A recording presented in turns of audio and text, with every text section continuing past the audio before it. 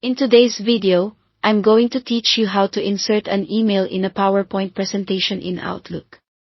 This is a quick, reliable way to bring the full context of an email, its formatting, header details, and any attachments directly into your slide deck, so you can open it on demand during a meeting without copying and pasting. First, start in Outlook with the email you want to insert. Open that message so it's active, then go to File, choose Save As. Pick a location you'll remember. Your desktop is a good choice, and save it as an Outlook message file with the .message extension. Give it a clear name so it's easy to spot later. Saving it in this format preserves the original email exactly as it appeared in Outlook. Now switch over to PowerPoint and open your presentation. Navigate to the slide where you want the email to live.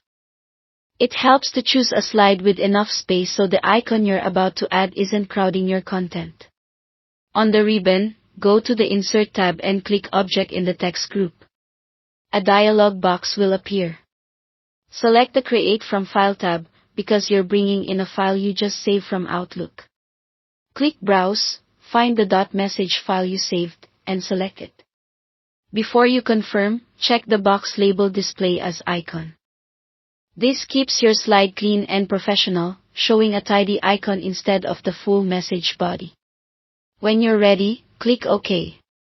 You'll see an email icon placed on your slide.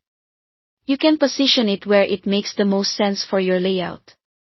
During your presentation, double-clicking that icon will open the saved email in Outlook, showing the complete message, including any attachments and original formatting, exactly as you saved it. A few quick tips to make this seamless. Test the icon before you present, ideally on the same computer you'll use in the meeting, to make sure Outlook opens as expected. If your organization has security prompts, plan a moment to allow the content. Keep the email's file name clear and descriptive so it's easy to identify if you have multiple icons across different slides. And that's it. Thanks for watching.